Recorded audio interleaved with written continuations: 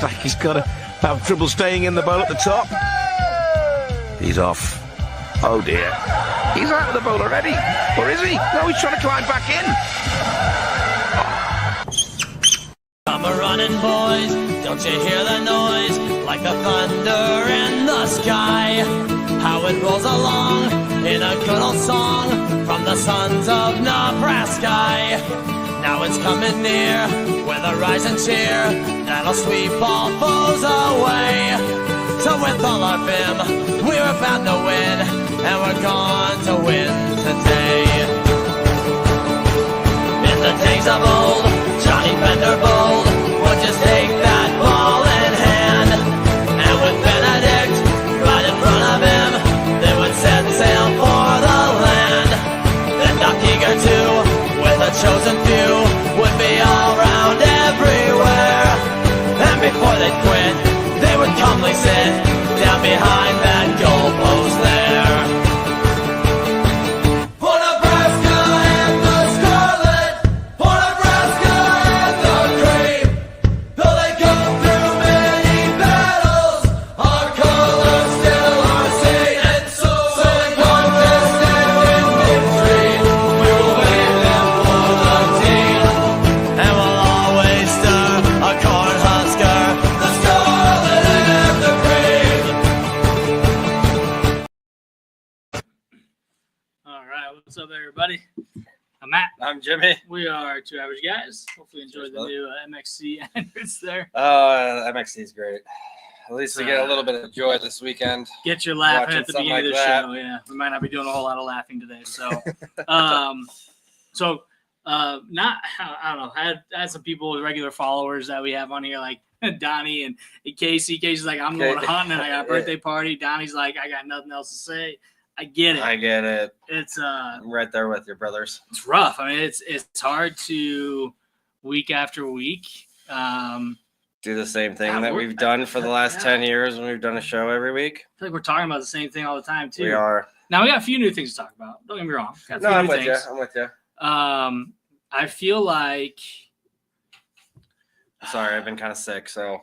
I feel like when you look at our offense, I feel like we did some different things yesterday. Yeah, I mean, it looked a little better, but the one thing I wanted to make sure I said was we scored one touchdown on offense. Again. Yep. Like, they show the stats in the second half and Dylan's whatever for 105 yards. That's just not good enough. Yeah. Yep. One touchdown on offense is not good enough to win a game in the Big Ten on the road. Agree. I mean, and even against a USC team that's not good. They were not that good. Their They backup really were quarterback not. was not good. We made him look a little better than he probably was, but they were not good. Hold on one second here. Sorry, responding to You're someone's good. message on X, Twitter. So we have a 5-star quarterback who now has, I think, in the last 4 games, I think maybe 1 touchdown pass and 7 interceptions or something in the last 4 losses. I mean, talk about just somebody who has, after the first 5 games, our offense was clicking. They were looking good. Of course, competition wasn't as good in the first 5 games, but at least he got his feet underneath him. He started to kind of get in a groove, and you're like, all right, he's building some confidence. He's going through the motions. Now we're going to start opening up that playbook and really let him let loose. And he's going to get going here when it comes to the second half of the season. And we haven't seen that. In fact, we've seen a backwards regression Every in the week. offense. And I know it's obviously a new offensive coordinator this week, and, you're not going to jam 9 months of prep into 9 days or whatever. I understand that. I didn't think it'd look that much different. Thought it'd look a little bit different, and I really do think it kind of did. Yeah. But at the end of the day, it's not good enough. Yeah. We've said, after Ohio State kind of gave us some hope. It's like, all right. Right. Like, Illinois, not a great showing overall. Our defense struggled. We made some adjustments second half. Really was one of those Big Ten matchups just head-to-head. Right, and it seemed like it was more on the defense in that one, Agreed. in my opinion. Agreed. But our offense still wasn't great. But even then, 5-1. We're feeling pretty good. We play Ohio State after Cincinnati.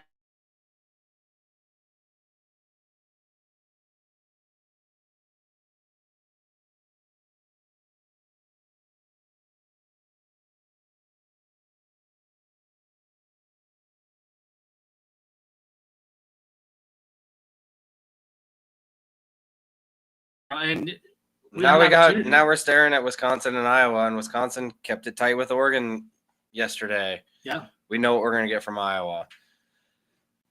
Like Adam Carricker said, why is it so hard to get to a bowl game? Like, why is it so hard? Like, what mentally with this team, this program, across many players, different coaches, what is the disconnect? Even though our offense has been abysmal, what we haven't done good for years. And it probably goes back to when we started the show. I'd say like a lot of things, continued problems, continued issues that we bring up over and over again.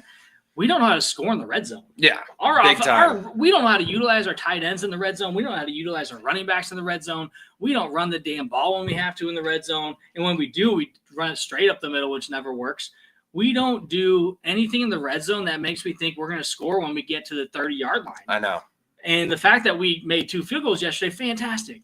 But we can't in Big Ten. Yeah, I mean, it kept us in the game. But we got to get touchdowns. The first time we get a field goal, guess what? Yeah, the ref absolutely missed the penalty there. Right. Big time pass on Banks, grabbing his jersey. Right. Big time penalty. We had to take a field goal. That's a horrible call. Horrible, no call. Again, not surprised, right? We see it every week. We're not getting those calls. And then we get down to the red zone again, and we have to take another field goal because it just wasn't good football. Yeah. And it's like that. At least one of those 2 trips, you got to get a touchdown. You can't – it's not like the NFL. You can have 4 or 5 field goals in the NFL and win a game sometimes. In college, it's rarely going to happen. And you get a touchdown in one of those drives, then you don't have to try to score a touchdown at the end of the game. You kick a field goal to win the game instead of throwing an interception in the end zone at the end of the game. Yeah. And so I think our red zone offense is something that is just never – for a long time is non-existent. I don't get it. Like you said, tight ends. I mean, there's so many different options, avenues that you can try, and whatever we've tried, just it doesn't look good. We get penalties. Last drive, last chance to score, we get a false start. I mean, you can't have that. It's just, I don't know. There's just something off. You see the volleyball team continuing to have success. Now a sweep.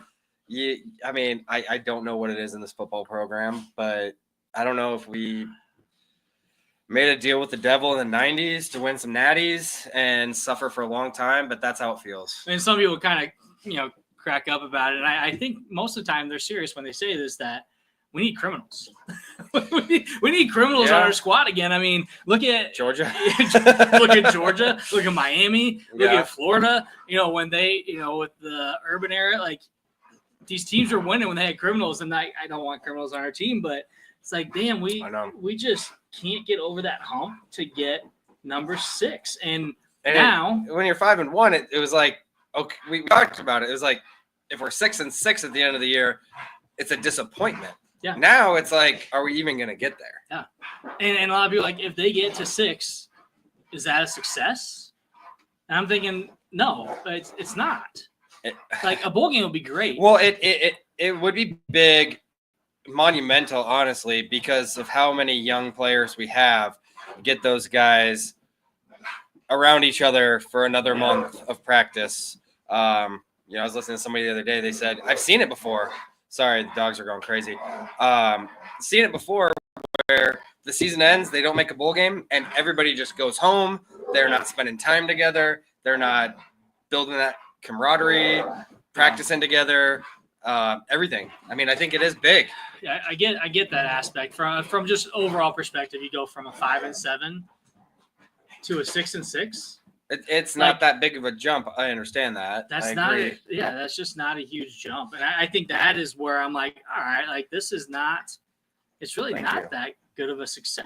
It's really not something that I'm going to be happy about when I feel like No, I we feel were like it could have excited been to. better. We were excited to, get the 6 wins and do a I little want to cheers. Stone Cold Steve Austin some beers. Right, but now it's almost like we're backing into that instead of jumping into it. Yeah, and I'll still do it. I'll still be excited about doing it. Don't get me wrong. Yeah. But, and then, especially because if that is the case, we would beat Wisconsin or Iowa. We haven't beat Wisconsin in 12 years, and we've struggled with Iowa for countless years. Yeah, so but Wisconsin would be a good win. They went toe-to-toe with Oregon last night. Yeah. Their defense was stellar. Their run game was stellar. Their pass game is way worse than ours. Right. I think their quarterback threw for like 90 yards, and he just wasn't good. But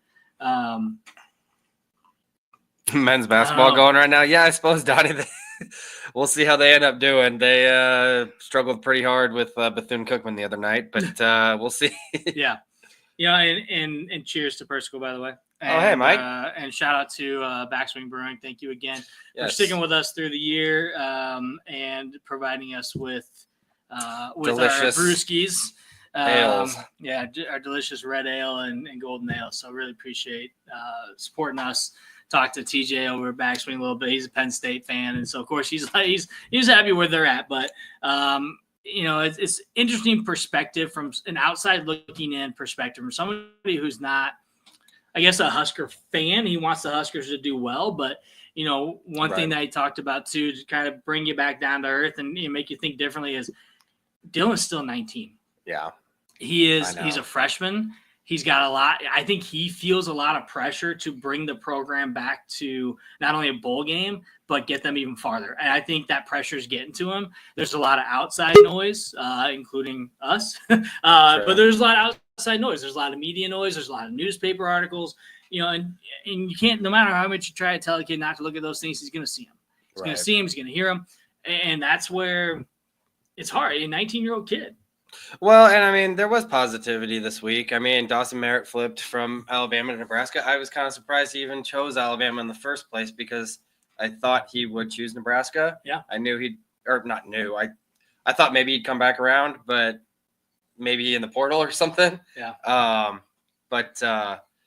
Yeah, I mean, you got a guy like Dylan, you're going to get recruits like that. Absolutely.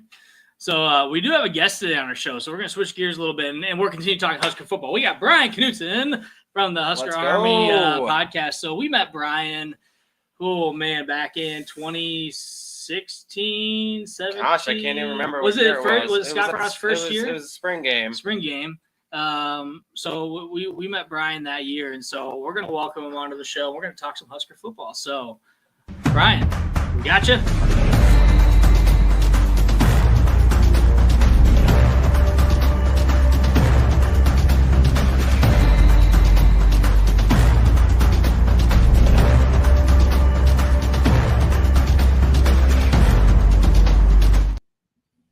Gentlemen, how is it going? What's going on, man? How What's we doing? I was a lot better. About maybe 6 weeks ago. Mm-hmm. Same. That's crazy, man.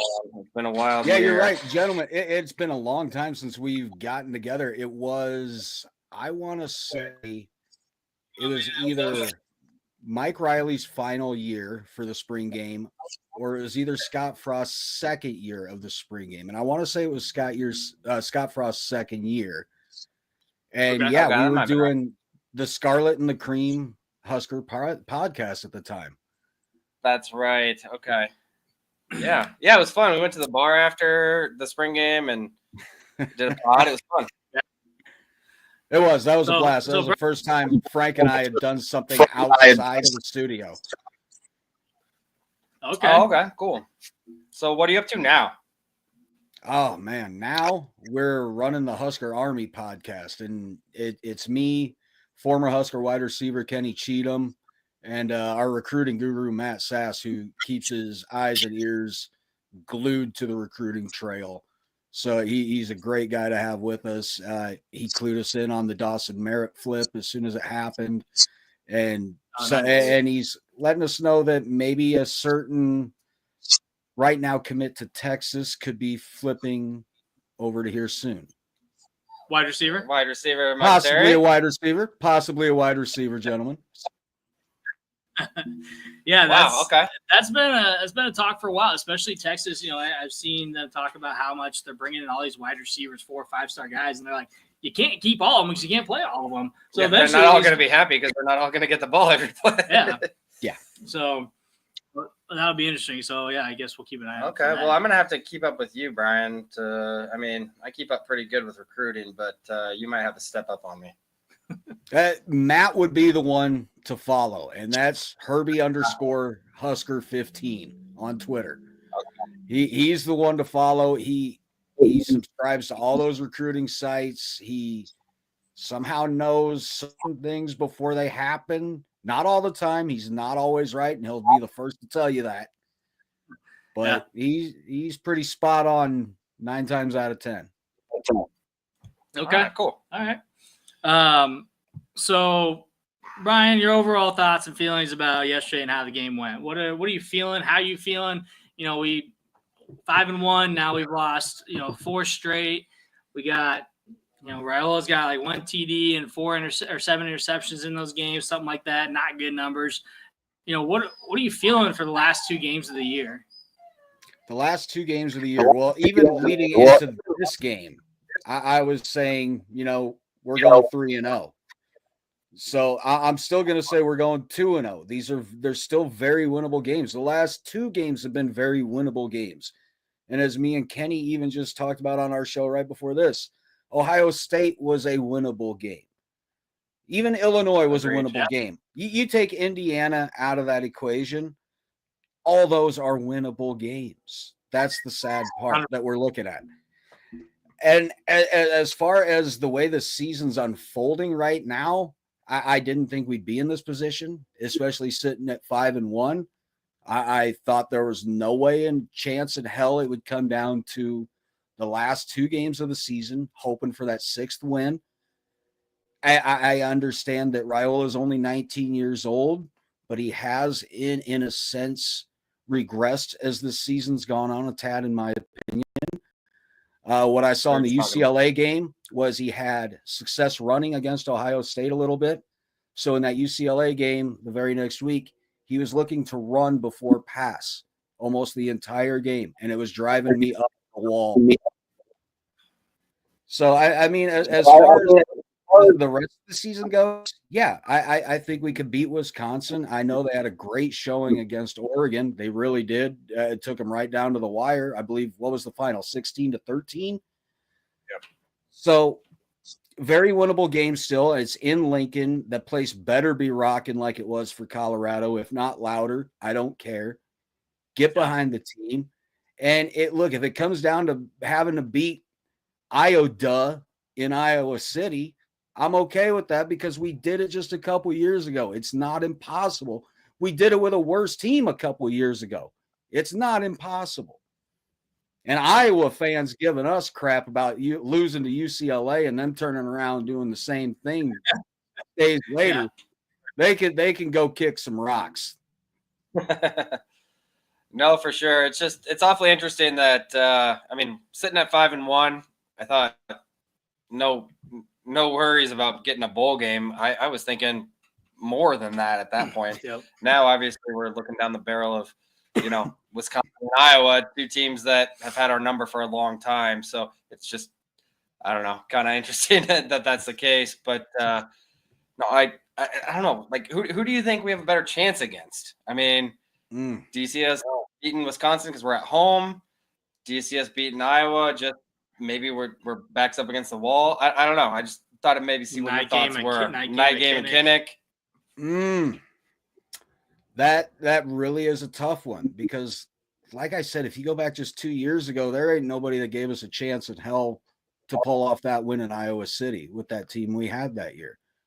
We had some playmakers, and they all showed the hell up that day. There was no way that team was going to lose. Yeah. Yeah, I do agree with you. Yes, Wisconsin would be the better one to put your money on for the simple fact, we're in Lincoln. I know Lincoln over the last probably decade has lost a lot of its luster to visiting teams coming in. as far as that fear of we've got to deal with this team and the crowd. Now it's just if we could tune out the crowd, we'll be okay. That's kind of how visiting teams are viewing it anymore.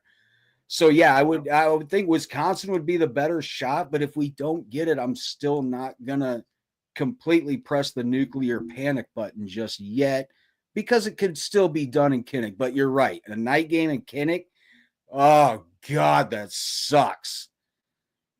To an Iowa team that we know also sucks.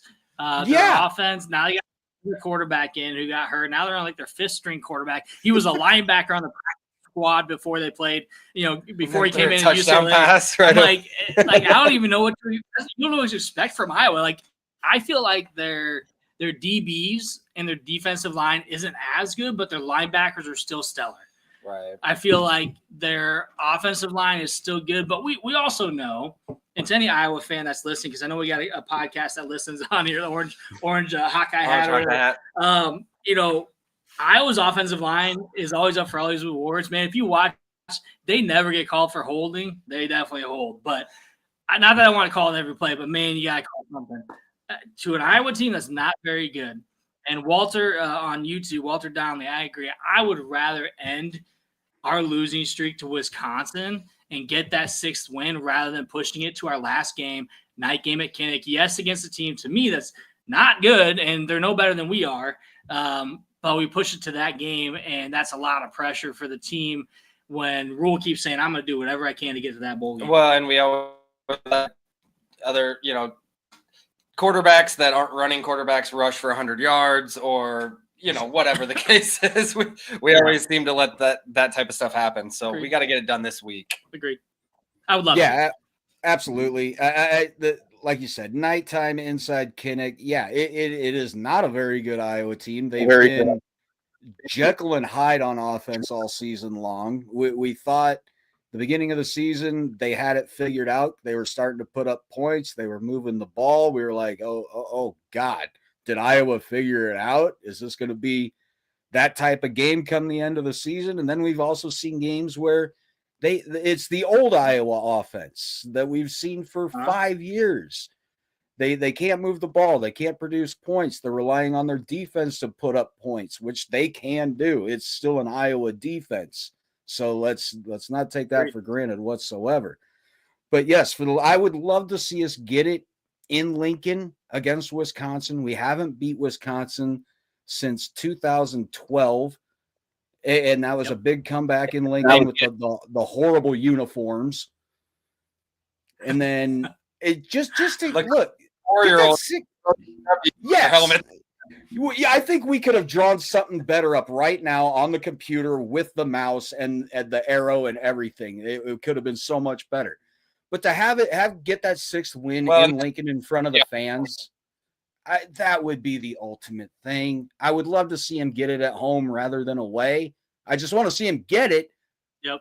But to kind of give the fans something that they can all share in collectively there at the game. I'm already getting goosebumps even thinking that it's a possibility right now. We didn't go to the game, but we were down there for the Rutgers game, which is the last win, and we were hyped. Matt was definitely hyped. I was so hyped. Matt was high-fiving everybody walking back to the car. I was yelling 5-1 to everybody. It was fun. It was a fun atmosphere. It was the most fun I've had down there in a while, and it felt different. Like, man, we've struggled for so long, and this feels different. And now we're back to that. But we can have that type of feeling winning at home this week. And I was at the UCLA game, and Brian, that was my thought exactly. Is holy cow! Like, how awesome would it be? We're going to beat UCLA, a team that we are better than, that we should beat at home. And I'm going to be here to finally see us win a game and get bowl eligible for the first time since 2016. Like, I was jacked, super excited. And then we lost. And it's like, man, like the stadium deflated. And Colin Miller called out the fans. Oh, yeah. And I'm like, someone's like, one of the best linebackers in Nebraska. For one, he wasn't one of the best linebackers at Nebraska. Love Colin Miller. But the fans were rowdy, man. They were loud. They never sat down. I think I said the entire game. So I don't know what he was looking at. Maybe closer to the field, it was a little down. But, man, I was 80 rows up, and the fans were rocking, man. We were behind that team the entire way, even when we're like, yeah, we're probably not going to win the game, but let's shout and yell anyways. Then we don't get it. And it's like to get that feeling back in Memorial Stadium and do it in front of our home crowd would be something to take into next season, whether we beat Iowa or not, and take into our bowl game. And, again, get the extra practices, get the team jiving in the before that bowl game, and then hit the offseason, hit the recruiting trail and say, hey, we got to the grind, we battled, and win now mentality took over. As Joel mentions here, Rule's talking about win now.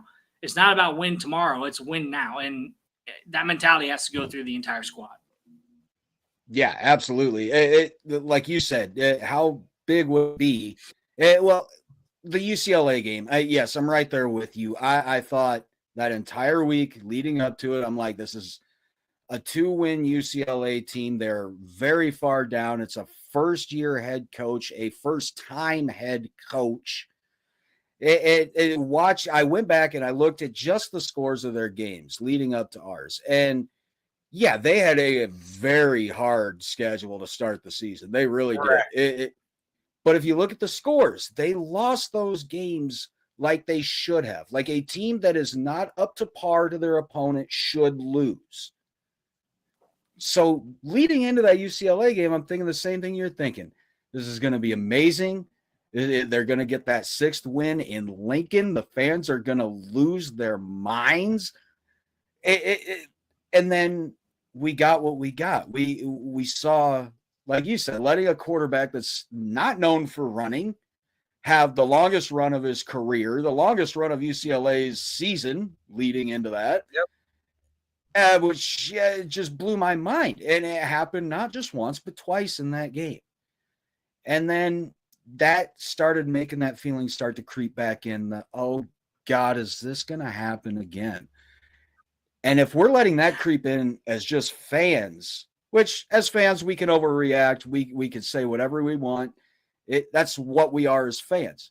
Hopefully, as players, they're not starting to clam up and say, oh, shit, is this going to happen again? I want them to put the clamps down. I totally agree. And, I mean, I don't know. I love guys like Ty Robinson and, those types of players. But they've been in Nash. They've been in the program for so long that, like, do we need to move – look forward to moving on from those guys. Obviously, I don't know who's going to fill their roles, but it's scary. Yeah. I don't know. They've gone through it for so many years. Like you said, like it starts creeping in their minds. Like, oh, here we go again. Like, do we need to weed that mentality out? Yeah. I don't know. It's just a question. I'm just spitballing here. I don't know because I love players like that. And you see these guys and, they make a tackle for loss. And you're like, oh man, that's Ty. Like we met him. He's like the biggest guy I've ever met. But at the same time, it's like, I don't know. Then when things go wrong, it's like, here we go again. Yeah. It's interesting. I'm going to comment real quick on that. Then on Brian, I want to get your thoughts, but Joel on our Facebook page here, he always brings just different insight too, which Joel, I appreciate that. He talked about Ty Robinson, what he mentioned with, pleading with the underclassmen. Like our seniors they're used to losing. And we talked about that mentality with Kyron Williams. Kyron Williams a couple we weeks talked ago. about the mentality of like you're just so used to losing, and you fold when it gets tough. And so these younger guys have to find their way to get in the game. And I think that's part of Rule and his team. He said, "I'm going to play the guys that are ready to play, and if they're ready to play, they're going to play." And we see some of our younger guys making an impact in the game early on. And so, you look at that too, like I want to see those younger guys get into the game. Right now, I say for some of them, screw the red shirt because you're important enough to where you can make a difference. Carter Nelson, man, that guy's been invisible. We saw him early and haven't seen him since. He showed sparks, and then just like he's gone. And yeah, he's going to red shirt, of course. But we got Ja'Cory Barney, who's been out in the field making a difference every single game. If we have more guys like Barney that can go in there and make a difference every game, that just changes the entire team, and it brings the upperclassmen up too and builds them up to say, I can't let you down. as the upperclassman. I'm going to bring you up and make sure that I'm setting the table for you for next year. And I don't see that happening as much as I want to see it happen. Agreed. I don't know. That's again just a thought. I think rules got time, but those underclassmen, we have some talent there, and we can't lose those guys. I mean, those guys could jump ship anytime. So, yeah. I think it speaks volumes to not just Rule, but the rest of the coaching staff when you've got a talent like Malachi Coleman and you can convince him to redshirt this season because all intents and purposes, start of the season completely filled at the wide receiver position, if not overfilled. So to convince somebody with the talent like Malachi Coleman has to redshirt this whole season, because I don't believe I've even seen him out on the field once, and that includes the UTEP game. So no, I think he was hurt. Well, he had surgery after last season, so maybe they're kind of being delicate with him. I'm not sure, but yeah. And Jalen Lloyd, he's one that, my God, Kenny on our show just loses his absolute collective mind about how he's not being utilized, how he's not 100%. Much of a target, how he's not getting the touches. Now, don't get me wrong, somebody like Ja'Cory Barney, the way he's come along already as a freshman, it has been amazing. He's got great speed. He's got a great cut. He knows when he plants his foot, he's going north and south, which is nice, especially somebody with a build like his. You don't see that very often. That's almost like a Ramir Johnson type guy, where you're not the biggest guy out there, but you're not afraid to plant that foot and lay the hit on somebody. Just hopefully he doesn't hurt himself doing that. Take the hit. Yeah. Or make the catch, take a hit, make a play. He's not here to catch the ball and take a hit because he gets hit pretty hard. Yeah. Yeah, and then speaking on what you're talking about with the seniors, talking to the underclassmen, like you said, these seniors, none of these guys have been to a bowl game. They've never had these out of season after postseason practices and games. So me and Kenny even touched on this today. It's the fact that it almost feels like I know these guys want to win. I know that there's not a single one of them that says to hell with it, pack it in, the season's done. I get that. But the fact that none of these guys have had postseason play, they don't know what that feeling is, and makes me wonder. Let me take that back. Makes me wonder if they have that hunger to drive for that because they've never felt it. Mm-hmm. I know they want it, but how bad can you want something if you've never tasted it? That's true. It's a very good point. Because, if you got a 6-year senior that's been to 3 bowl games, and these young guys be like, hey, guys, this is what you're going for. Yeah. They can't really say that to them because they haven't been there. There's all the free stuff to get. You're going to a bowl or whatever it is. You're gonna get beats. You're gonna get this. You're gonna get that. Like, you get a free trip. Like, those are cool things, and that just adds on to the bonus of all the practices and all the extra time you give with your team and the extra game, and you get to go to a fun place maybe you've never been to before. And in a bowl game, players might winning a bowl game is great, but just getting there and being able to maybe play some players or try some different things, play some players that didn't really get a chance to play, whatever it is. There's just, and that whole month of practice, there's just so much. Like, we need it so bad. Like, we have to win one of these next 2 games. It's wild. It's huge. I love. Good.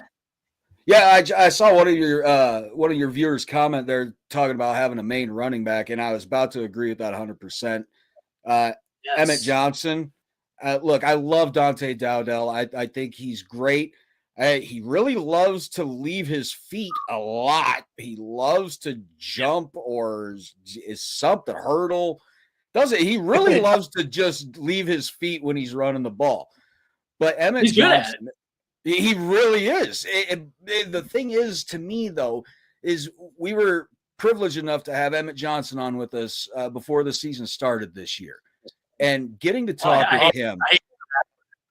Man, getting to talk with that young man and getting to hear how he feels about not just himself and where he's at in his career, but where this team is at and with this coaching staff, you would have sworn that there wasn't any way, shape, in hell that this team was going to lose a game at all this season. And what I've seen out of him, and unfortunately with Ramir being banged up, we don't get to see much out of him because that man's a Swiss Army knife. But with Emmett, he absolutely wants that ball. It comes to a 4th and 1 or 4th and goal situation. He is that guy that wants the ball to put his head down to get that yard. Now, he also believes he is that guy that is going to get you that 50, 60, 75-yard burst run to the house. And he's worked on his hands, so he's a great receiving back as well. We got to see that with his first reception touchdown. Yep. I'm just saying, give Emmett his shot. I love Gabe Irvin Jr. as well, but I think right now, Emmett is the guy, and he needs to be the guy. He is so hungry for this. We talked about at the beginning of the season, we talked about the depth chart, and we saw Emmett and Ramir, and of course it wasn't actually like this. They just put the running backs on there. They weren't actually decided yet. But I talked about it. I said, I think Emmett and Ramir 1 and 2 would be fantastic because one thing we haven't had, Brian, in a long time is a very clear number 1 running back who's going to get majority of snaps.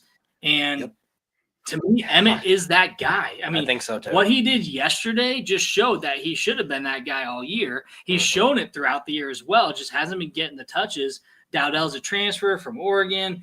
Ground and pound, and he's been great. He's a senior, right? You know, he's been decent, I guess. I could say he's been good, but I just think Emmett's going to give you the distance. He's going to give you the pizzazz, if you will. He's able to slice and dice through tackles, and Dowdell's like, I'm running straight, and I can jump over guys, but I can't move left and right very much. Emmett that guy is elusive, and he showed it yesterday. And then I felt like we kind of abandoned and left the run game to sizzle out. We didn't bring in Harburg and bring in the run game. Our run game started to have some success, and we just kind of left it.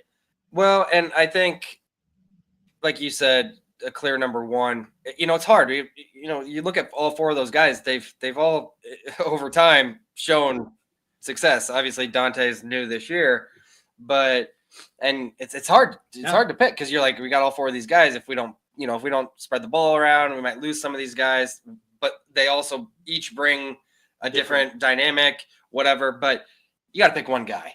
Well, I mean, you got to play the best guy, which I think they thought they did with Dowdell. Just it's the way the season has gone.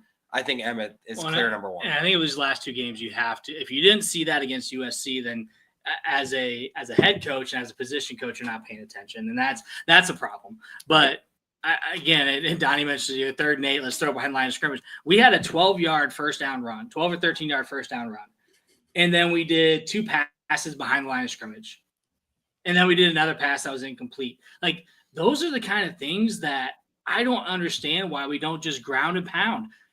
Nebraska in the 90s. Yes, I'm going back to the 90s. We did what worked until they could stop us, and they couldn't stop us. But do what works until they stop you, and we choose to stop ourselves rather than getting stopped.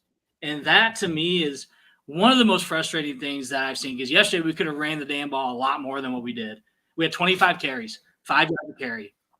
Really, we could have ran the ball a lot more. We could have ran it 35, 40 times and had a lot more success on the ground. And again, I love the run game, and I think we fail at that year after year after year to establish a run game since Abdullah. Yeah, thank you. Zigbo. I guess Zigbo. Sorry, Zigbo was Zigbo. great. Yep. Sorry. Oh my God, I feel stupid. Yep. Oh, don't forget about Ziggy. I'm sorry, Divine. I'm stupid. That's my bad. Yep.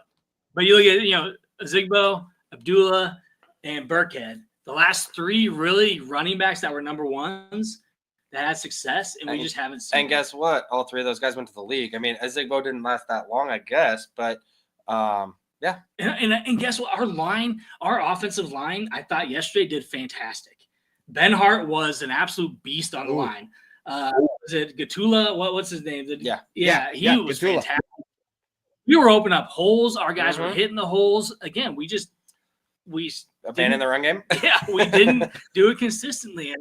And Brian, that hurts my heart because I just feel like, man, we could do it so much more and have so much more success. And we go back to the pass game with a quarterback that can't run. Yeah, if I could give the offensive line only one criticism from yesterday's game, that would be the snap, where the entire left side of the line must not have known what the snap count was, because they didn't move till it was way too late. Their guys are at our quarterback, and I'm like, oh shit. Well, and that goes back to you let teams do things that they're not very good at. They said USC was like 110th in sacks, and I was like, yeah, they're gonna get sacked for sure. Wild, man. Man, Brian. So we're gonna switch gears here real quick, and you're welcome to stay on because I think you probably have some good comments on this too, as a football fan in general. But any other comments on Husker football you want to chime in before we move to college football playoff? Let's see. I think the only thing I would throw out there as of right now, and I mean, it's no secret, everybody sees it, is the officiating. And it's not just Big Ten. It's not just the Big Ten officiating at all. I was watching Clemson at Pitt right before our game was going on. And Pitt was driving down. They had it inside the red zone, might have been inside the 10. So it might have been first or second down and goal. And obvious false start. They had a man in motion, and then their tight end started in motion and reset. No flag. I was watching it. Yep. Exactly what you're talking about. Yep. It's become ungodly, and I hate to use this word because I think it's such a cliche word. It's egregious. It's absolutely egregious. And if I for somehow can get NFL referee Clete Blakeman on our show, I could. He's a family friend. He's a family friend. I would so appreciate if you could help us out on that one, because I've got so many questions for him. I could do it. That would be amazing. We get Clete out here. My dad was an official ref with him. We delivered furniture to his house. Mm-hmm. I've got so many questions for Clete about college football officiating, how things are handled, how disputes are handled. I've got a ton of questions. Yeah, I'm sure he would have some pretty good answers, like kind of beating around the bush would be my guess. But no, he's a stand-up guy. He's a good dude. Well, I have three prime examples yesterday, Brian, of officiating. The pass interference on the 2-yard line when Banks almost caught the ball. He didn't, but very clear tugging and pulling of his jersey that didn't get called. 1, 2. The spot of the ball when they gave them a first down. That was not a fucking first down. We got a first down against Ohio State. They didn't give it to us, and it cost us points. Because for some reason the ref. I mean, we still got a field goal, but the ref thought the lineman was carrying the ball. Like, how stupid can you be? Like, that was egregious. And then yesterday it happened where they were 1.5 yards behind the line of scrimmage, and they just moved the ball up, gave him a first down. I'm like, they didn't reach the 40-yard line. He was at the 41.5 or something. Like, it was awful. And for one, and I want to get back to this one real quick. For one, we didn't challenge it, which pisses me off because that's now because we've done that two times in a row where Rule has refused to pull out the challenge flag, and 2, the booth is not calling down. The booth reviews every first down play. For some reason, they did not call down. That was not a first down. So pissed off about that. 3, the tug of the jersey on Banks again in the end zone, very obvious, ball in the air. The guy is refusing to let him get to the ball. It was a horrible throw, bad decision, 100%. He got it though. But anyway, well, the defender caught it. Yeah, I got it. Yeah, he did catch it. It was a great catch. A horrible decision. I was thinking of a different play. But Banks got pulled again on the very last play. Yeah, he did. It's like you can't not call those as a ref, and you can't say I didn't see it. If you didn't see it, you're not watching. Like that gets me, Brian. The referees get me more pissed off than anything else in football and hockey. If you ever come to me with a hockey game, I yell at the refs all the time. He can attest to that. I know Matt does not like hockey officiating. There's certain things that it's like that's so blatantly obvious. If we can see it on TV, the booth should see it. The refs on the field that are looking at the play should see it. And it's just Oh man, Brian's like, dude, you're at a 4, and I'm like, dude, I'm at a 9 right now. I'm not even at a 4. I'm at a 9. Like I was steamed, and it just when you've got the commentators bringing it up and blatantly talking about it on the air live, how come they don't get fined? Brock Heward. Yep. And he's awful. I don't like him as a commentator at all. Was he a Colorado quarterback too? No, Washington. He was a quarterback. Washington. I don't like him either, but like he did a decent job yesterday. Yes, he did. He's someone I liked, but he did a great job yesterday, I thought. Yeah, I like Brock. I do appreciate when he calls our games. He seems to really, really like being in Lincoln. He likes calling our games no matter where we're at. He gives us always a lot of credit. Talks highly about school. And yeah, when he played at Washington in 97, yeah, he got his butt handed to him by our defense that year anyway. So I watched that game preseason. That's what. Yeah, I knew that. I watched. Yeah. But as we talk about that, now I want to flip to the playoff because Brian, I think the playoff is really interesting right now, and the SEC was up in arms before this weekend on Georgia's at 12. Why are they at 12? They should be automatically in. Their strength of schedule, yada, yada, yada. What do you feel about the playoff and just overall the 12-team playoff? What are your thoughts on it, and how do you feel about the shakedown that's going to happen Tuesday night?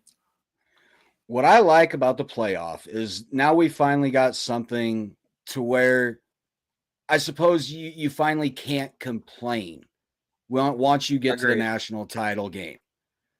We finally have something in place. We have a formula in place where, yes, you do get automatic bids for your Power 4 or Power 5 conference champions. I understand that. Is there an automatic bid for the Group 5 champion? I forget about that. And then, not to mention, you also have where, say, your conference champion may not be your higher ranked in the conference, to where that team's going to leapfrog into the automatic bid, and the team that lost is going to drop back. It's going to be one of those things where you've really, really got to pay attention, because a certain team losing, a certain team winning can totally change how the brackets are going to look. So, I mean, I love it. Like I said, we finally get to the point to where we're going to have a clear-cut national champion. Nobody's going to get left out that deserved to be in, i.e. Florida State last year. So it's and honestly, let's think about it, guys. Where we're at as a program right now, it gives us a better chance of making the playoff at this point too. Yeah, at some point. 100%.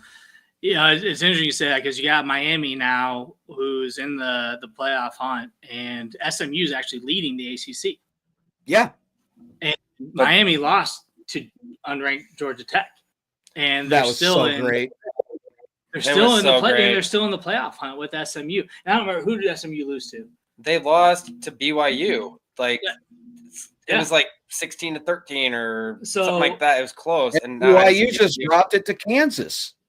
Yeah. But really a better loss is SMU. Yeah, and again, they lead the ACC, but they're outside looking in to the playoff because of Miami's ranking at the beginning of the season. Even though ranking at the beginning of the season, we talk about this all the time, preseason rankings, and obviously they do it for eyeballs. You know, you got number 12 versus number 18. A&M and Notre Dame makes first the game of the year more worth a watch. I get it, but then you take a look back, and Florida State was preseason top 10, and they're whatever they are at this point.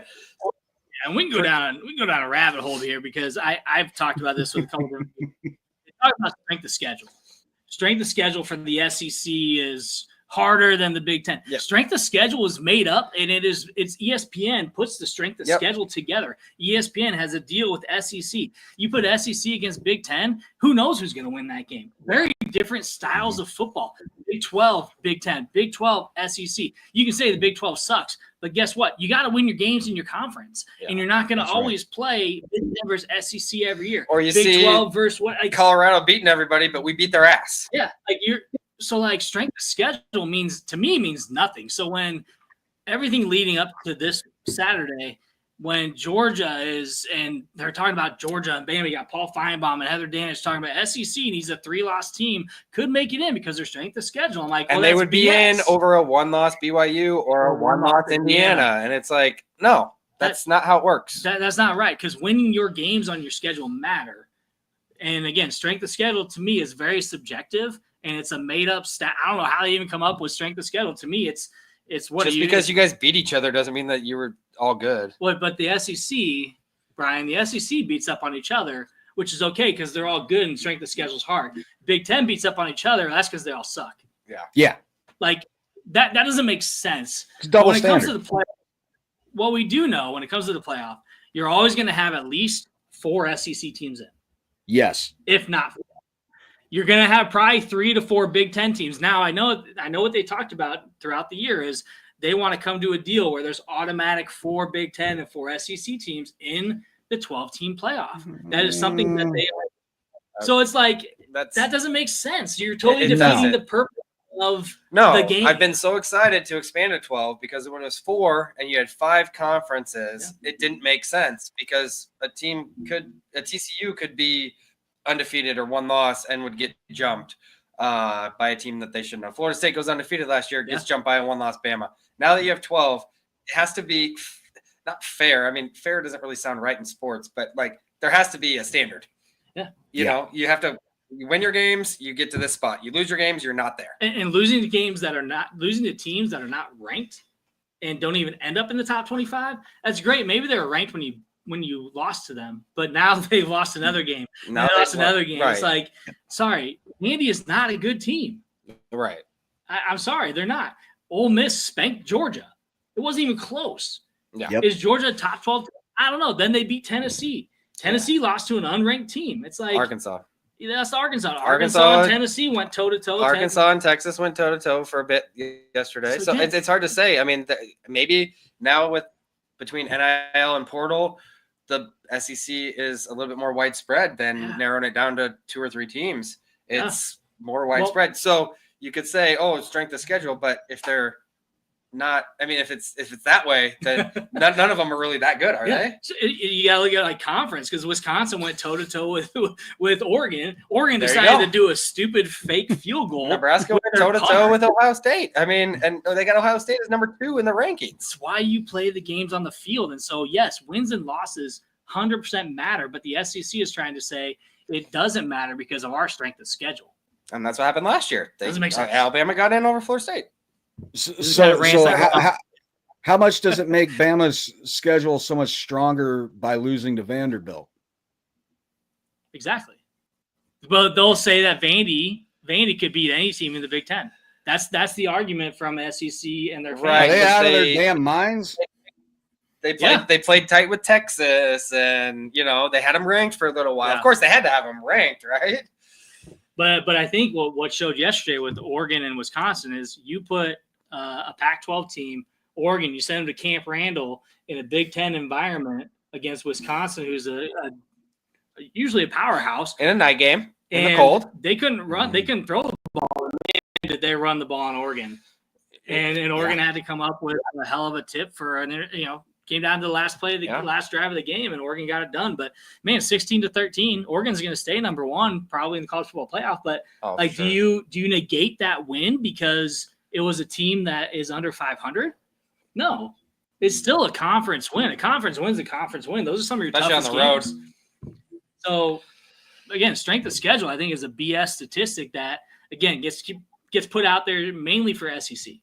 Well, and we've talked about it too. I think a lot of times in the first few weeks of the college football playoff rankings, they do kind of shuffle things around a bit just to get people talking, just to get people watching. It's all about money. And it does typically play itself out, minus last year, Florida State not getting in. But I think it'll play itself out. But I am curious to see how many SEC teams do make it in. Yep. Yeah, and also to add on to your point as well is talking about Oregon having to play in Camp Randall later in the season where it's cold, it's at night. That's another thing I love about this expanded playoff. Could you guys imagine that Nebraska sir. just makes it in, and we host a first-round playoff game in Lincoln in December to an SEC team or a Southern ACC team, bring it on. Bring it on. I want to see that. Yeah. 100%. Yeah, that'd be awesome. So, again, I think it's interesting because now they're like, 12 teams isn't enough. Well, the only conference. No, that's plenty, I think. I think 12's good. It's too many, probably, maybe. And I kind of like Brian's point here because you talk about, that home field advantage for the playoff. That's something that we haven't seen in the playoff because it's been 4 teams and they've been playing indoors, neutral site. Now you got to go, maybe to the big house. I mean, the Michigan, not this year, but you got to go. Yeah, State. You got to go to. Could you imagine Penn State, Minnesota in December? Yeah, in December, like, damn, that is a big time advantage. Oh, hell yeah. Because those Alabamas and those Georgias, they've been playing indoors in the playoff games for countless number of years now. They play how many?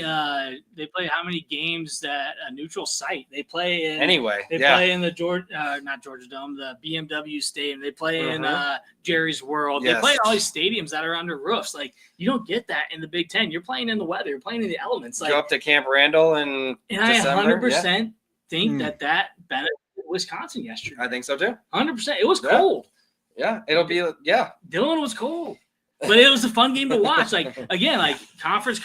Like the Georgia-Tennessee game was not a bad game to watch, but then of course Kirby afterwards. If you can tell me that this isn't a team that needs to be in the playoff, like dude, like shut up. Like it's gonna you do win your games. Have 2 losses. Win your games. You win your games. That's all you got to do. If you don't win your games, sorry. If you get 3 losses, sorry. Ole Miss is lucky to be there too. Yeah. Yeah, because with the expanded playoff, I think this gives opportunities. When you've got a 2 or 3 loss SEC team, get them out of there and leave room for guys like, say, when you've got a Cinderella team going on, like that one year with Coastal Carolina, I believe it was. One of the military schools, Army or Navy, whichever one was doing great. Yeah, leave it open. Leave it open for guys like that. Could you ever imagine seeing a military university making it into a playoff game, potentially hosting one? Right. Yeah.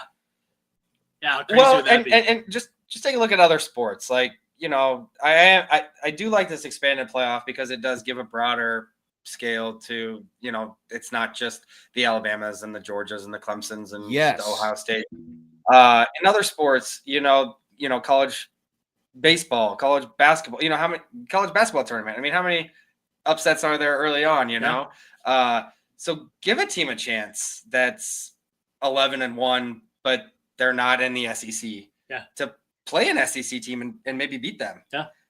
College baseball, college hockey. I mean, everything. It's always fun to watch that. So I kind of want to see that in college football.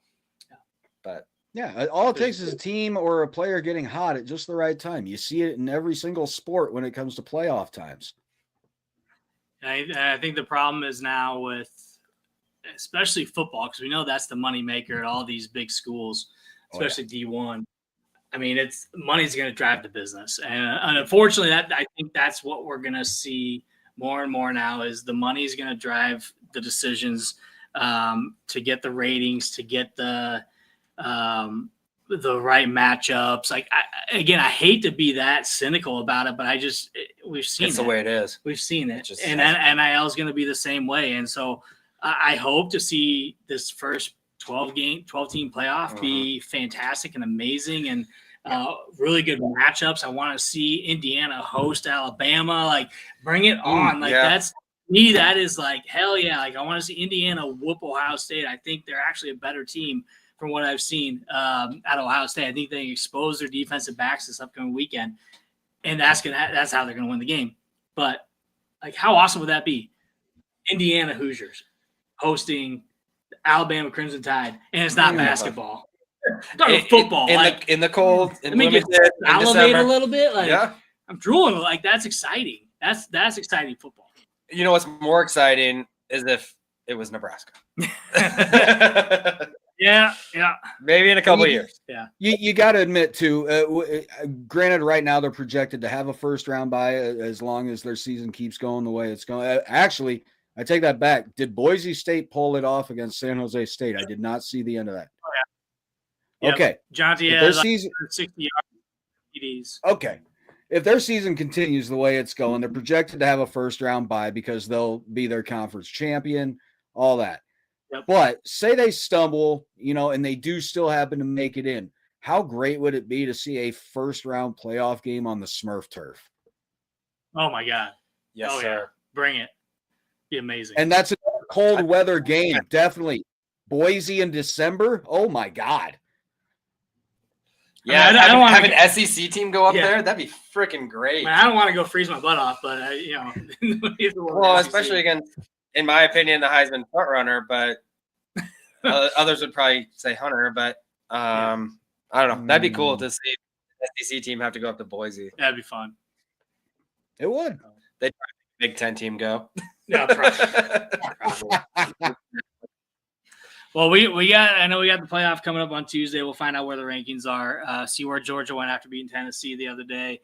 See what else. I don't think the top 5 changes. I think Notre Dame probably hops to 6 because you had Tennessee losing. Bama destroyed Mercer, the powerhouse of Mercer, 52-3. Man, they're going to move up because that was a tough matchup for their second to last game.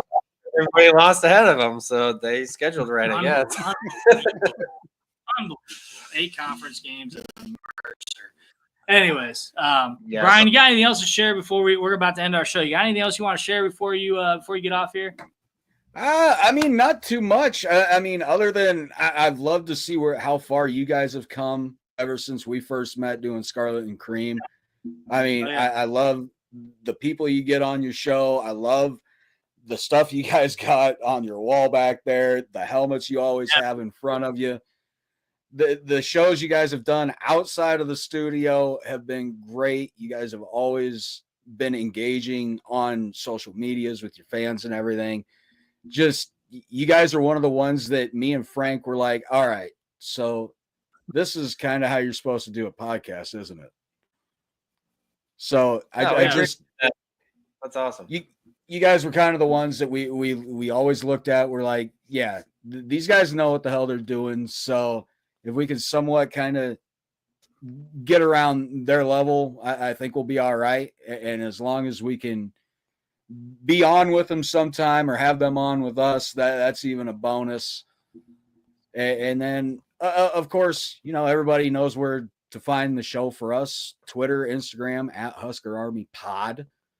Find us on YouTube. Find us Apple Podcasts, Spotify, all those audios. Hell yeah. And so Brian, remind me, are you in Lincoln? No, I am actually, myself is based in Fremont. So I'm roughly about 50 minutes away from Lincoln. Okay. We could have just come to you today. Jeez, we're not that far. We're in Omaha. No.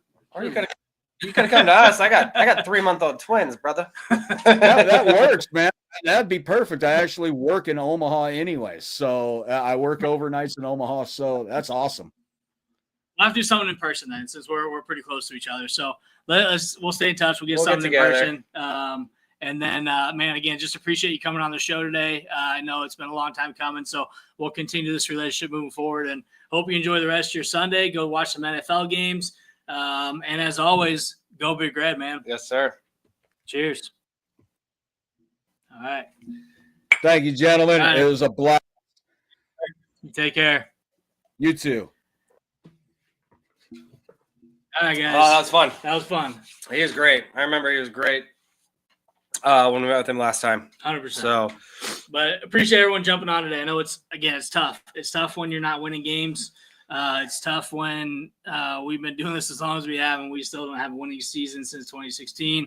But again, we'll keep bringing it, keep bringing the heat, keep bringing some positivity as much as we can. We just need one more freaking win. One more this week, day by day. We get better and better. Let's get better next week. I'm not sure we have throughout the season, but we can get better this week with, another week with this offensive coordinator. Really, you just got to put it all together. It's not that we haven't gotten better. It's that we've gotten better in phases. We're just not putting it all together on the field at the same time in those phases to come together and win games. And so I think we can do it. And one of the next 2 games, to me, we have to do it. Let's get number 6. I think we will. I want to smash and bruise. I want it stone cold. Let's go.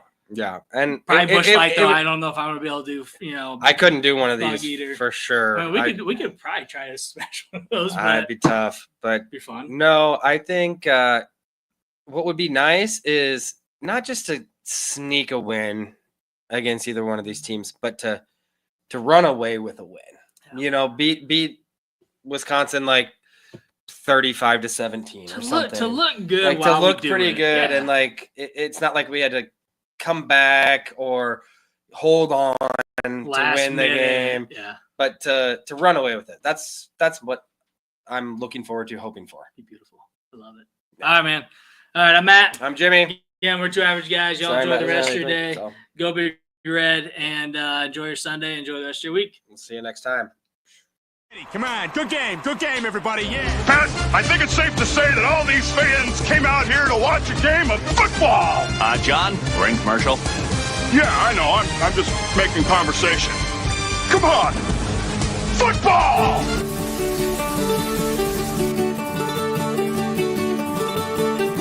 Come a-running, boys, don't you hear the noise?